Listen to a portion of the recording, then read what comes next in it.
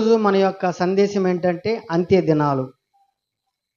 ఈ అంత్య దినాలు అంటే అర్థం ఏంటంటే యేసు ప్రభువారు మరణాన్ని జయించి తిరిగి లేచి పరలోకానికి ఆరోహణమైన రోజు నుండి మళ్ళీ రెండోసారి భూలోకానికి వచ్చేంత వరకు ఉన్న రోజుల్ని అంత్య దినాలు అంటారు. ఇది ఎంతకాలము అనేది మనకు తెలియదు. ప్రభు ఎప్పుడు వస్తే అప్పుడు దాకా కొనసాగుతాయి. కాబట్టి వీటిని ఏమంటారంటే అంత్య దినాలు అంటారు. ఏంటి చెప్పండి? అంత్య దినాలు.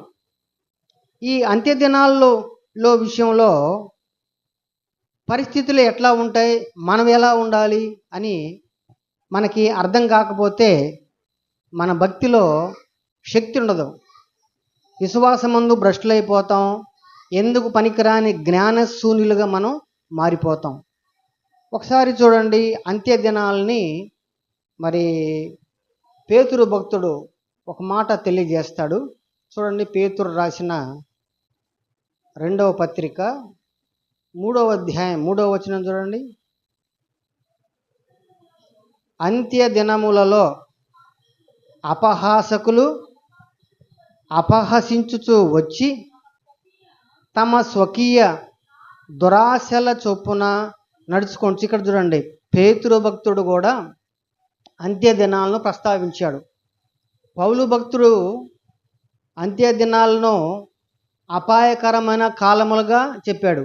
ఏ కాలములుగా చెప్పాడు? అపాయకరమైన కాలం అంటే డేంజరస్ డేస్ అన్నాడు పౌలు భక్తుడు. వేటిని? అంత్య దినాలని.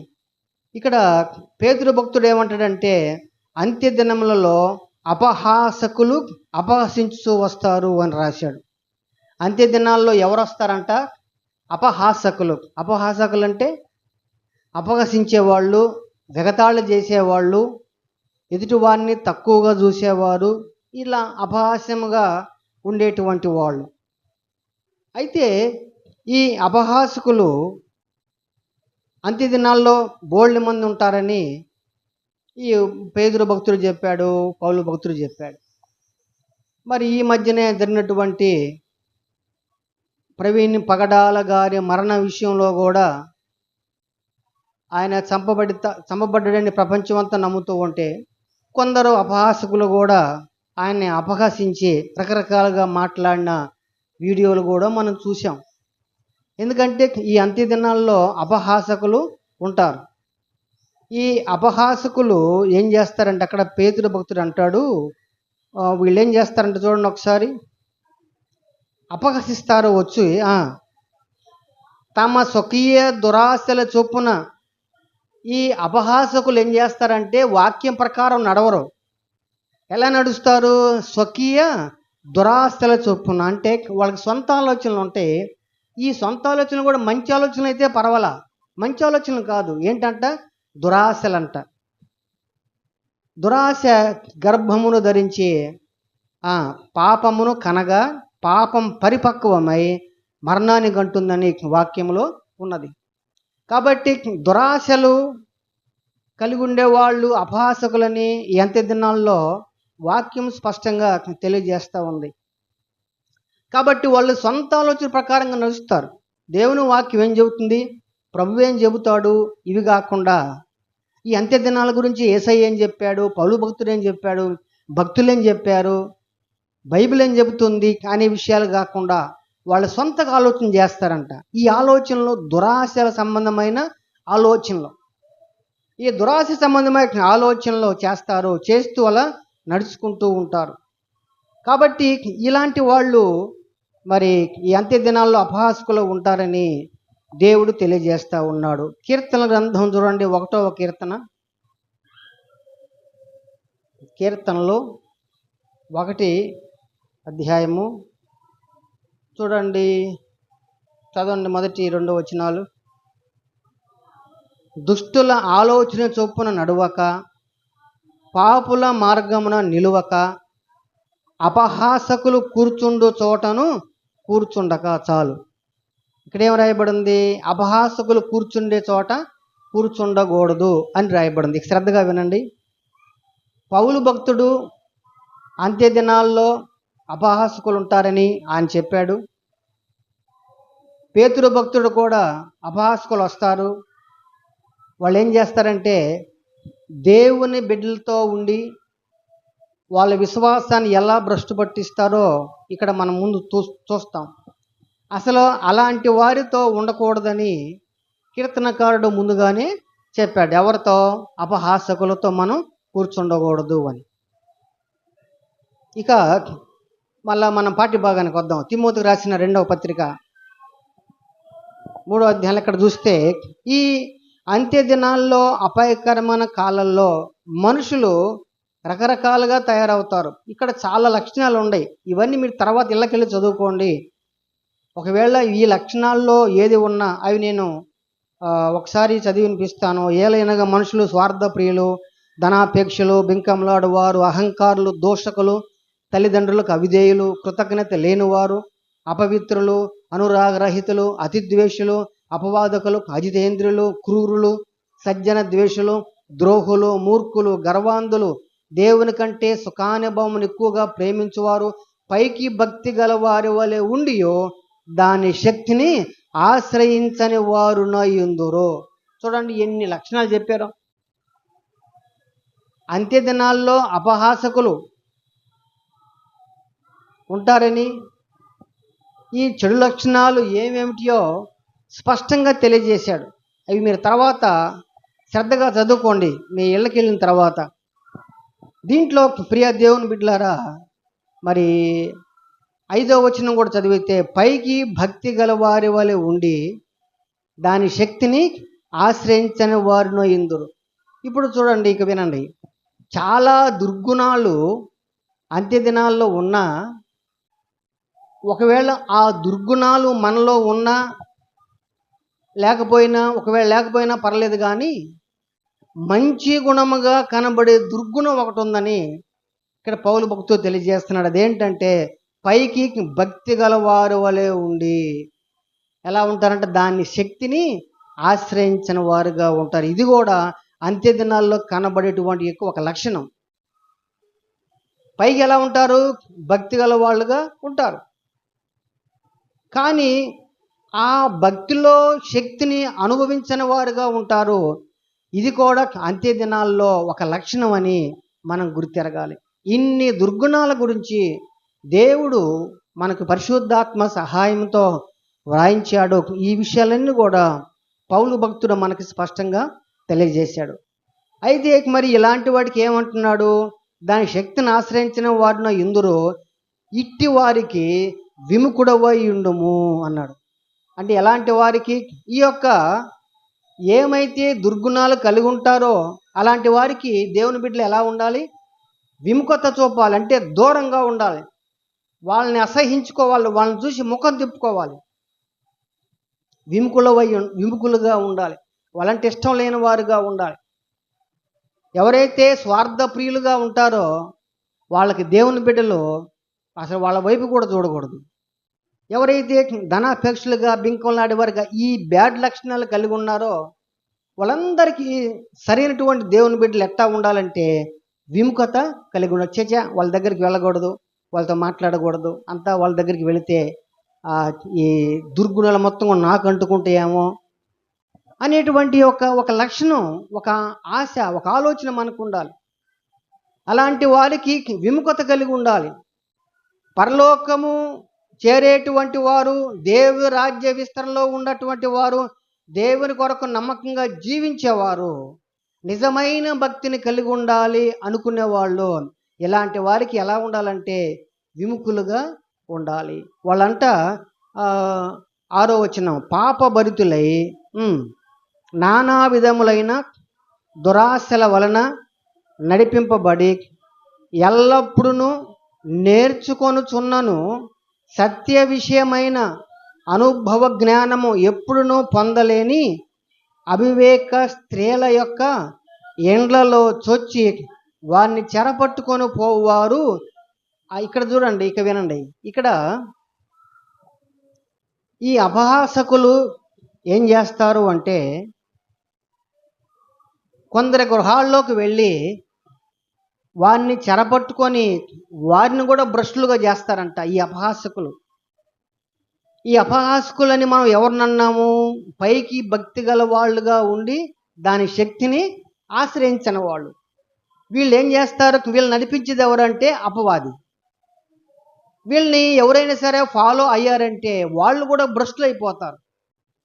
వీళ్ళు తెలివిగా ఏం చేస్తారంటే, కొందరు స్త్రీలు ఉంటారంట. కొందరు స్త్రీల గురించి ఇక్కడ పౌలు భక్తుడు స్పష్టంగా చెప్పాడు. ఎవరంటే అవివేక స్త్రీలు అన్నాడు. ఏ స్త్రీలు అంట? అవివేక స్త్రీలు, వివేకము లేని వాళ్ళు కొందరు ఉంటారు. ఎందుకు వారిని అవివేక స్త్రీలు అన్నారంటే, వాళ్ళు ఏం చేస్తారంటే, ఎవరు అవివేక స్త్రీలు అంటే, ఎల్లప్పుడూ కూడా నేర్చుకొనుచున్నా సరే, దేవుని వాక్యాన్ని ఎల్లప్పుడూ వింటున్నా నేర్చుకుంటున్నా సరే, ఏం చేస్తారంట వాళ్ళు? సత్య విషయమైన అనుభవ జ్ఞానాన్ని పొందలేని వారుగా ఉంటారు కొందరు స్త్రీలు. వాళ్ళని పరిశుద్ధాత్ముడు అవివేక స్త్రీలను రాయించాడు.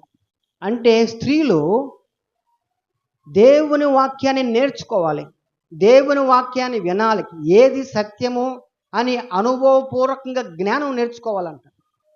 అలా నేర్చుకోకుండా పైకి భక్తి కలిగిన వారుగా ఉండి దేవుని శక్తిని ఆశ్రయించిన వారు ఉంటే వాళ్ళు అవివేక స్త్రీలని దేవుడు తెలియజేస్తూ ఉన్నాడు.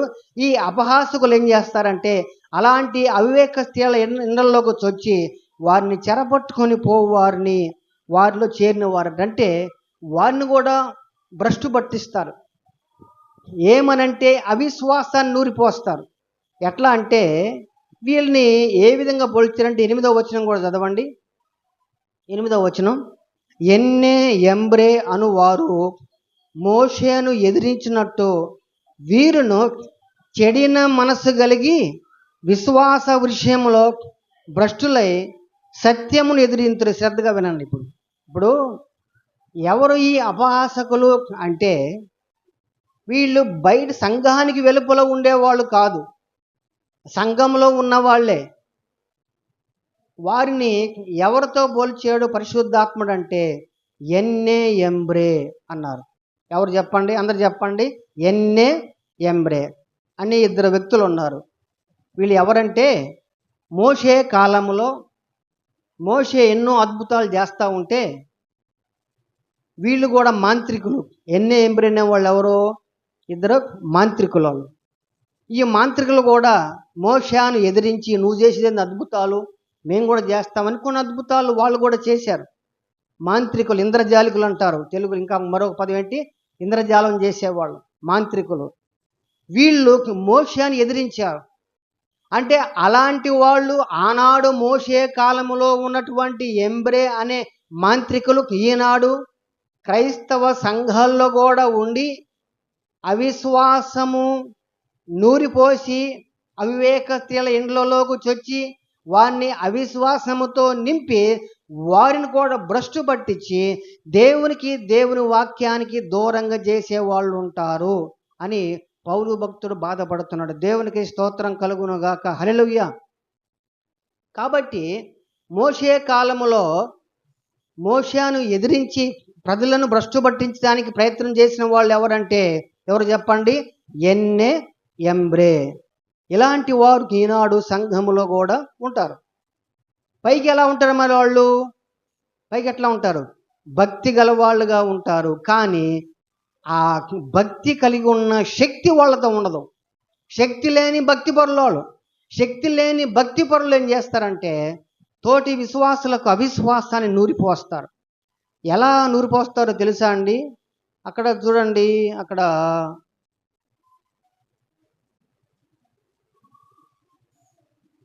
చూడండి, వీరును చెడిన మనసు కలిగి, ఈ ఎన్నే ఎంబ్రే అనే వాళ్ళు చెడిన మనసు కలిగి ఉన్నారు. అంటే తిరస్కార బుద్ధిని కలిగి ఉన్నారు. వారు కూడా విశ్వాస విషయంలో భ్రష్టులుగా సత్యాన్ని ఎదిరించేవారుగా ఉంటారు. సంఘములో సత్యాన్ని ఎదిరించేవారుగా ఉంటారు. వాక్యపు సత్యాన్ని ఎదిరించేవారు ఎవరైతే ఉంటారో వారు ఎన్నే ఎంబ్రే అనే వారిని దేవుడు వారికి పేరు పెట్టాడు. సత్యంకు అనుగుణంగా మనం ముందుకెళ్ళాలి. ఇంకా అట్లా చూస్తే వాళ్ళు ఏమంటారంటే 9వ వచనములో, అయినను వారి అవివేకమేలాగు చదవండి, అవివేకమేలాగు తేటబడినో అలాగే వీరిది కూడా అందరికీ తేటపడిన కనుక వీరు ఇక ముందుకు సాగరు. ఎవరైతే ఈ అపహాసకులు వాళ్ళని ఫాలో అవుతారో వీళ్ళు కూడా విశ్వాస విషయంలో ముందు కొనసాగలేరు, భ్రష్టులైపోతారు. తర్వాత అయితే నీవు నా బోధను, నా ప్రవర్తనను, నా ఉద్దేశమును, నా విశ్వాసమును, నా దీర్ఘశాంతం, నా ప్రేమను, నా ఓర్పును అంతియొకయ, ఈకొనియ, లుస్త్రను పట్టణములలో నా కలిగినట్టి గొప్ప హింసలను ఉపద్రవం తెలుసుకున్న వాడవై నన్ను వెంబడించావు. అయితే తిమోతి వాటికి భిన్నంగా జీవించిన వాడుగా ఉన్నాడు. కాబట్టి ప్రియ దేవుని బిడ్డలారా, ఈ అంత్య దినాలలో ఈ అపహాసకులు తయారయ్యి మరి చాలా రకరకాలుగా దురాత్మ చేత వారు పీడించబడుతూ తోటి వారిని కూడా విశ్వాసము నుండి భ్రష్టత్వములోనికి నడిపించేవారుగా ఉంటారు. ఇలాంటి వారికి ఏమంటున్నాడు పౌలు గారు, విముఖుడవై ఉండకము. ఈ తిరస్కార బుద్ధి కలిగిన వాళ్ళని ఫాలో అవటం కానీ వాళ్ళని అంగీకరించడం కానీ చేయకూడదు. అసలు వారికి దూరంగా ఉండమని దేవుని యొక్క వాక్యము తెలియజేస్తూ ఉంది. ప్రియ దేవుని బిడ్డలారా, సామెతల్లో ఏముందంటే, తిరస్కార బుద్ధి గలవాన్ని తోలివేసిన ఎడల కలహములు మానును, పోరు తీని అవమానములు పోవునని రాయబడి ఉంది. అంటే తిరస్కార బుద్ధి గల వాళ్ళు ఎక్కడుంటారో, సంఘములో దైవజనుడిని లేక వాక్యపు సత్యాన్ని తిరస్కరించేవారు ఎక్కడ ఉంటారో అక్కడ ఏముండదంటే ఆశీర్వాదం ఉండదు, మేలుండదు. వాళ్ళని తోలివేస్తే ఏం జరుగుద్దంట? కలహాలు ఉండవు, పోరు తీరిద్ది, అవమానాలు తొలగిపోతాయి అంట. ఎన్నే ఎంబరి అనే వాళ్ళు ఆనాడు మోషేని తిరస్కరించారు. ఈనాడు క్రైస్తవ సంఘములో ఇలాంటి వారు ఉండకూడదు. అలాంటి వారు ఉండే పని అపవాది తీసుకుంటాడు. సంఘంలో ఎవరో ఒకరినో లేవనెత్తి ఎన్ని ఎంబ్రి లాంటి వారిని చేసి సంఘాన్ని భ్రష్టు పట్టించడానికి, అవిశ్వాసాన్ని నూరిపోయటానికి, సత్యాన్ని ఎదిరించడానికి కొంతమందిని ఎన్నుకుంటూ ఉంటాడు. అలాంటి వారికి మనం విముఖులుగా ఉండాలి. దేవునికి స్తోత్రం కలుగునుగాక. హల్లెలూయా. ఈ మాటలకిస్తున్న ప్రియ దేవుని బిడ్డలో, ఈ అంత్య దినాల్లో ఇవన్నీ కూడా జరుగుతూ ఉంటాయి. అందుకే జాగ్రత్తగా ఉండాలని, భక్తిలో శక్తిని పొందాలని దేవుడు మనకి ఎల్లప్పుడూ కూడా తెలియజేస్తూ ఉన్నాడు. కనుక చాలా జాగ్రత్తగా భక్తిని కాపాడుకోవాలి. ఈనాడు అపవాది తనకు సమయం కొంచెమని చెప్పేసి వాడు బహు రోషం గలవాడు వేగముగా దిగవచ్చి వాడి కార్యాలను చేస్తూ ఉన్నాడు. కనుక మనం ఎప్పుడు కూడా ప్రభువా, ఈ అంత్య దినాల్లో ఉన్న దుర్గుణాలు నాలో ఉండకూడదయ్యా, నన్ను జ్ఞాపకం చేసుకోండి. ఎన్నే ఎంబ్రే లాంటి దుర్గుణాలు నాకు లేకుండా సహాయం చేయండి. అలాంటి వారు ఎవరన్నా ఉన్నట్లయితే వారితో నేను కలవకుండా, విశ్వాస విషయంలో నేను భ్రష్టురాలిని కాకుండా నాకు సహాయం చేయము అని మనం ప్రార్థన చేసుకునేటువంటి వారుగా ఉండాలి. వీళ్ళు ఇంకా అవిశ్వాసాన్ని నూరిపోస్తారంట. ఏం భక్తి ఏంటి, అందరూ చూడు ఎట్లా దీవించబడుతున్నారో, నువ్వు ప్రభువులోకి వచ్చావు, ఏం సుఖం, లేక ఈ సంఘంలో ఉన్నావు, నువ్వు ఎలాంటి దీవెని పొందుతున్నావు, ఎలాంటి మేలు పొందలేవు అని రకరకాల అవిశ్వాసాన్ని నూరిపోసి వాళ్ళకు విశ్వాసమందు భ్రష్టులుగా చేస్తారంట. అలాంటి వారికి విముఖులుగా ఉండండి అని పౌలు భక్తుడు తెలియజేస్తూ ఉన్నాడు. కనుక ఈనాడు మోషేని ఎదిరించినట్లు ఈనాడు కూడా దైవజనులను ఎదిరిస్తూ వ్యర్థముగా దేవుని శక్తిని పొందని వారు చాలామంది ఉంటారు. కాబట్టి ప్రియ దేవుని బిడ్డలారా, ఎంత దినాలు మనం చాలా జ్ఞానంగా ఉండాలని దేవుడు తెలియజేస్తూ ఉన్నాడు. పాప భరితులై నానా విధములైన దురాశల వలన నడిపించబడేవారు వారు. కనుక అంటే చేసే భక్తి అంతా కూడా నిర్వీర్యమైపోద్ది.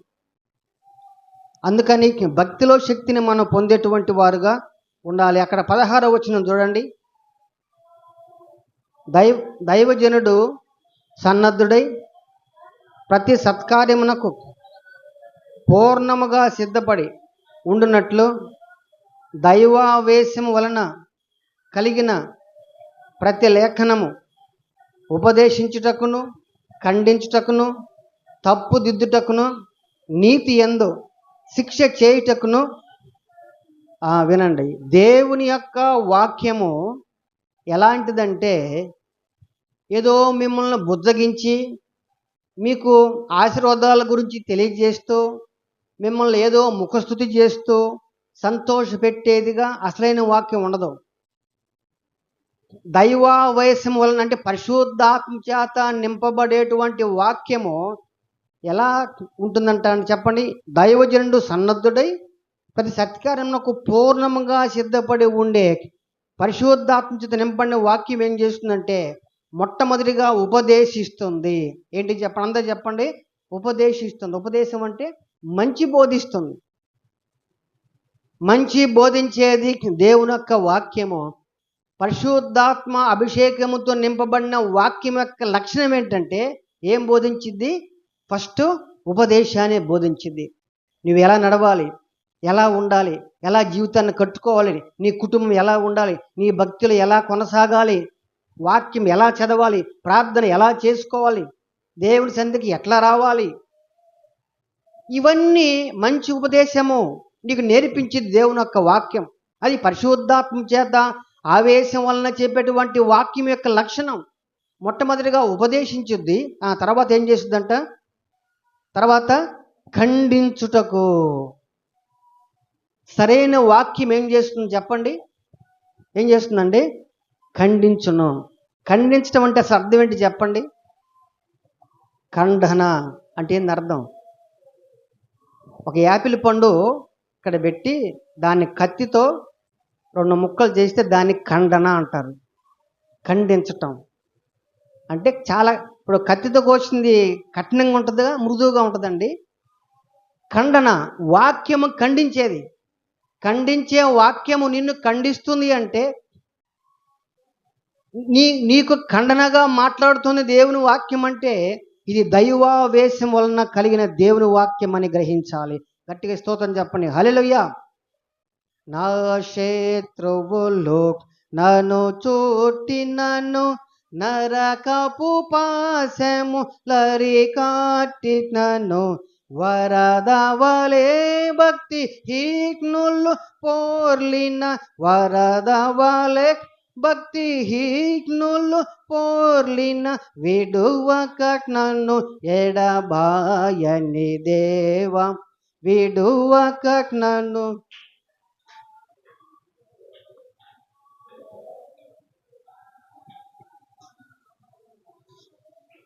యథార్థమైనది నీ మార్గం, పరిపూర్ణమైనది గం యెహోవా. దేవునికి స్తోత్రం కలుగును గాక. హల్లెలూయా.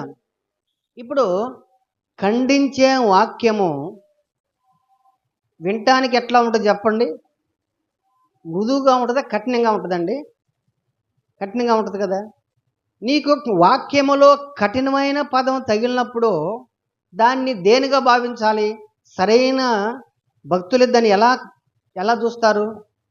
ఇది దైవావేశము కలిగినటువంటి లేఖనము కాబట్టి నేను సరి చేసుకోవాలి, నేను భక్తిలో శక్తిని ఆశ్రయించాలి అని అనుకుంటారు.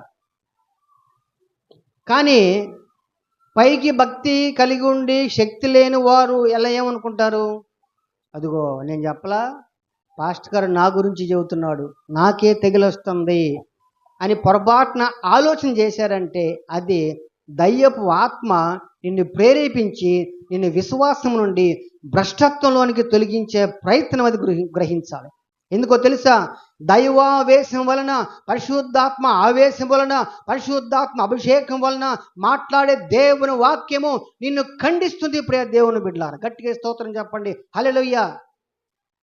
ఈనాడు సంఘాల్లో పొరపాటున దైవజనుడు దైవావేశం వలన ఖండిస్తే ఏమవుతున్నారంటే అనేక మంది దూరం అయిపోతున్నారు సంఘానికి. ఇది అపవాది చేస్తున్నటువంటి ప్లాన్. ఇది సరైనటువంటి వాళ్ళైతే ఏం చేస్తారు?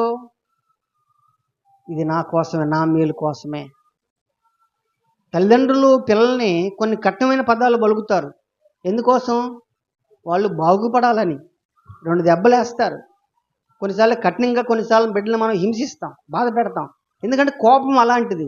కానీ దాంట్లో సదుద్దేశం ఉందా, దురుద్దేశం ఉందా చెప్పండి? సదుద్దేశమే కదా, మంచి ఉద్దేశమే కదండి.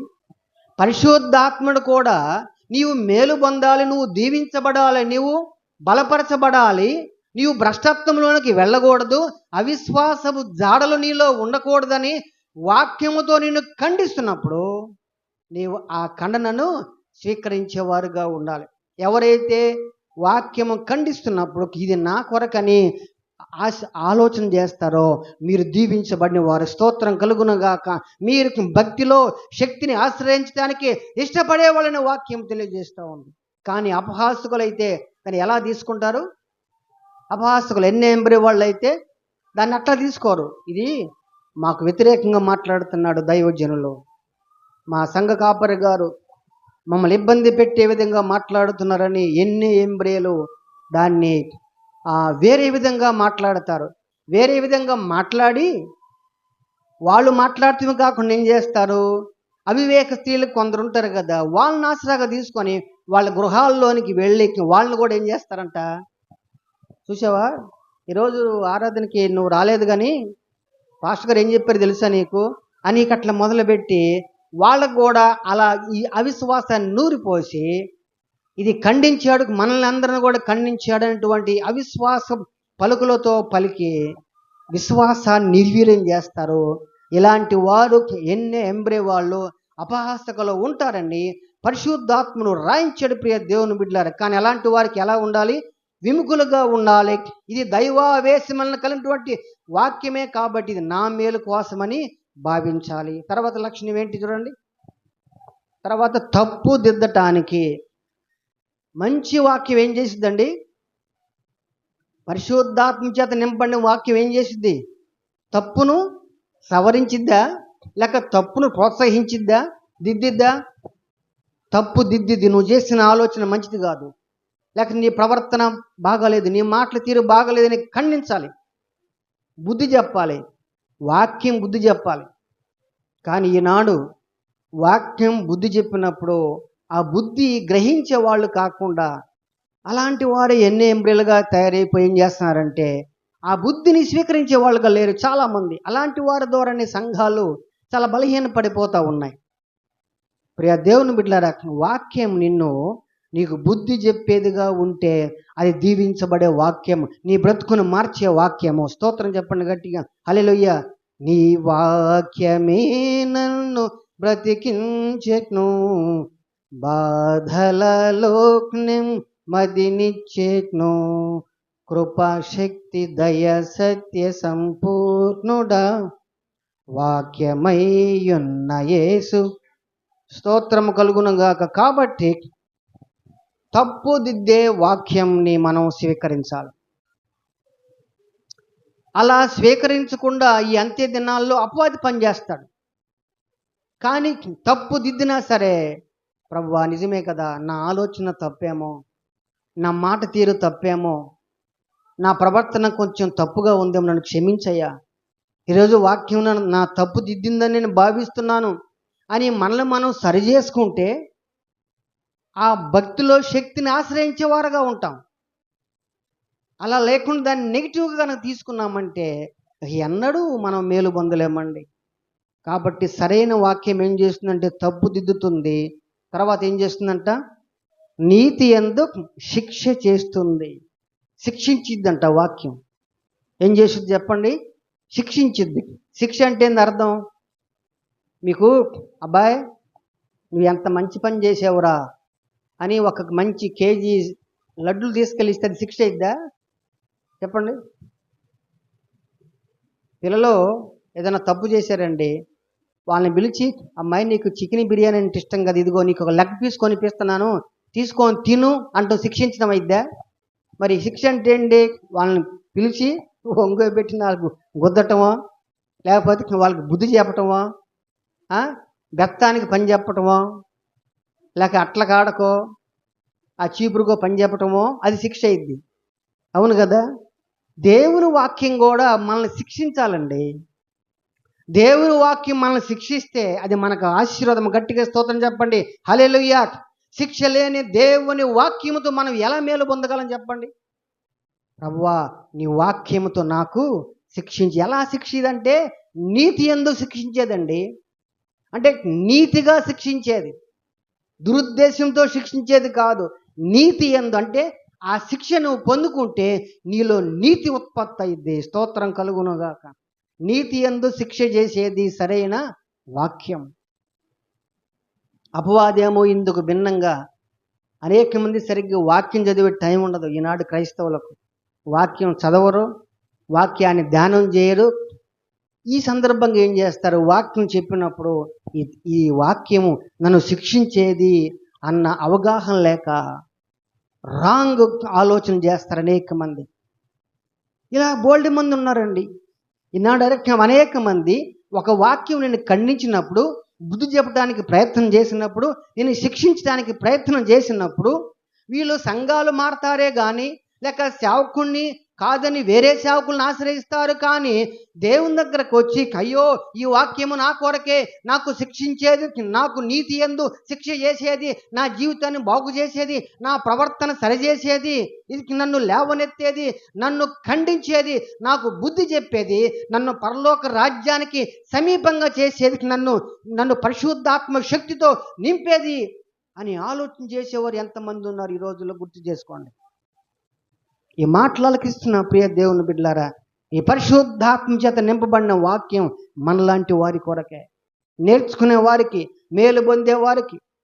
కానీ ఇది ఏం చేస్తారంటే అనేక మంది సంఘంలో ఎవరో ఒకరు ఎన్నే ఎంబ్రెల్ లాంటి వారు ఉండి ఈ వాక్యాన్ని కూడా తప్పుదారి పట్టించి అనేక మంది అవివేక స్త్రీలు, వివేకంగా ఉండే వాళ్ళ జోలికి ఎవరు రారు. గుర్తుపెట్టుకోండి.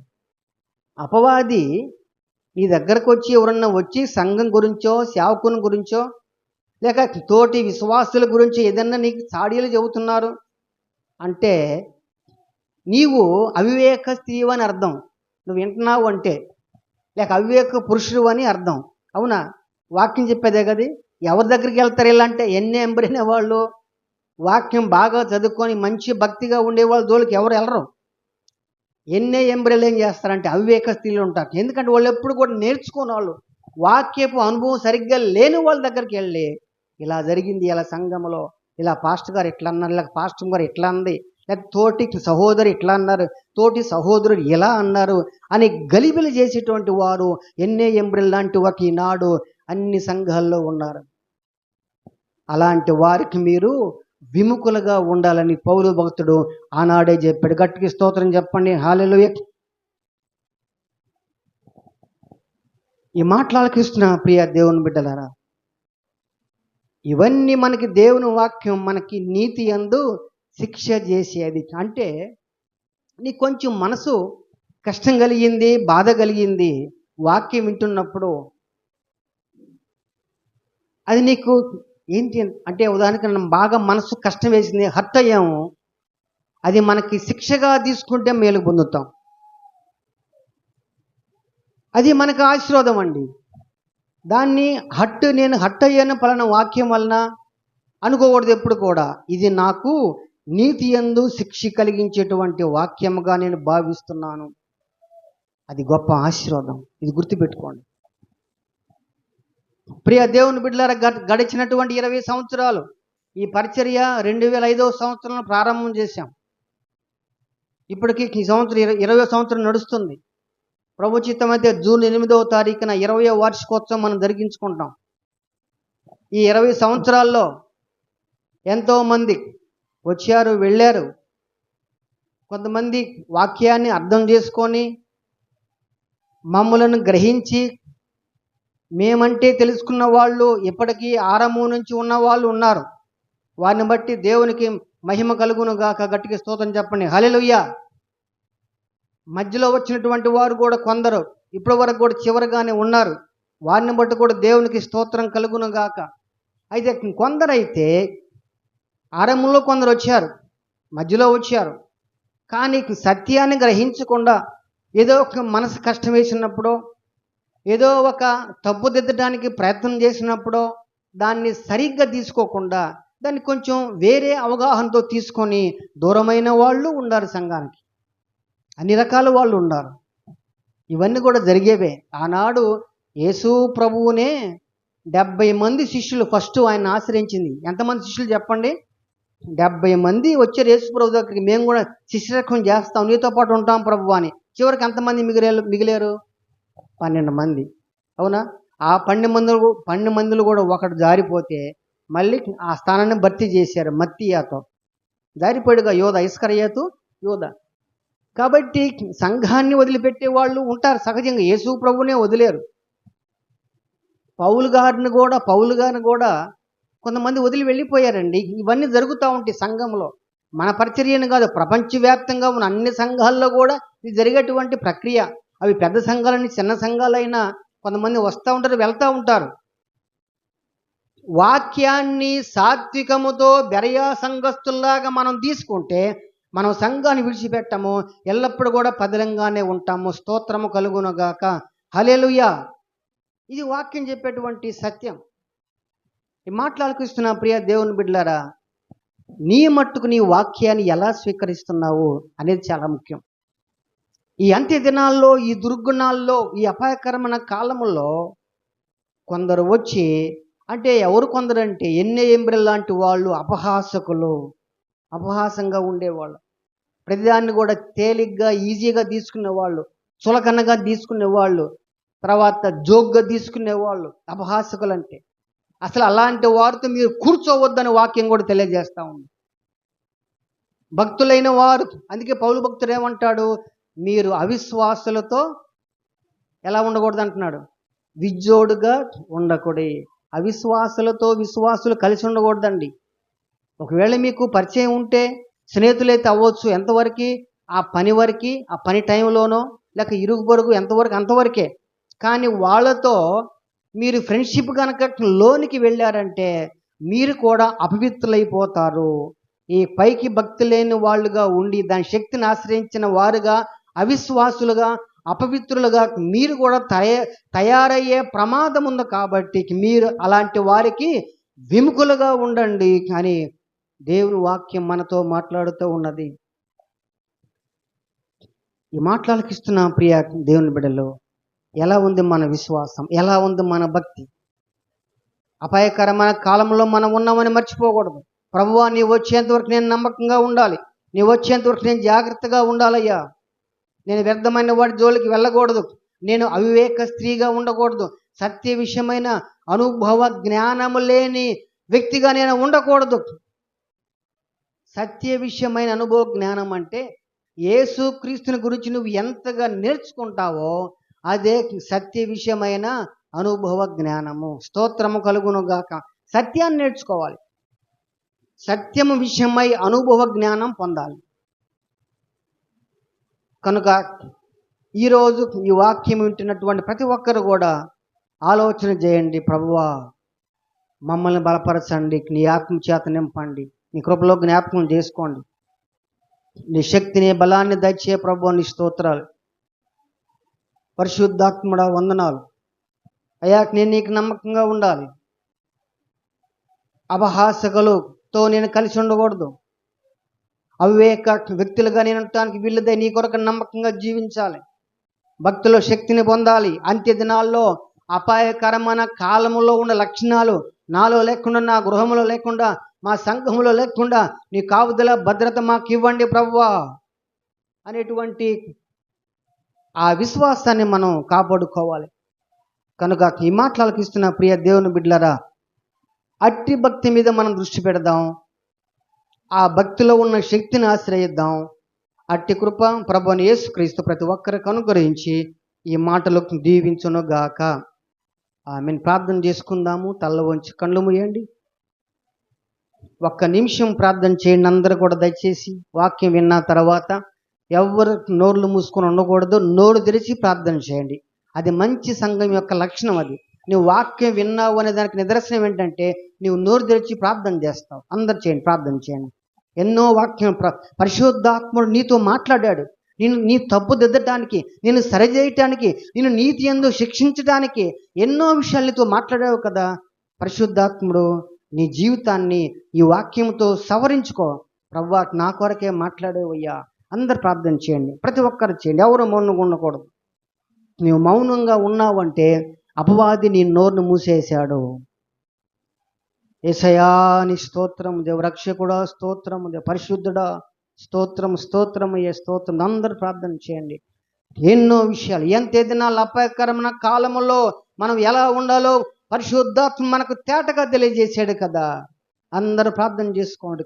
నీ విశ్వాసాన్ని బలపరిచే సందేశం ఇది ప్రియ దేవుని బిడ్డ.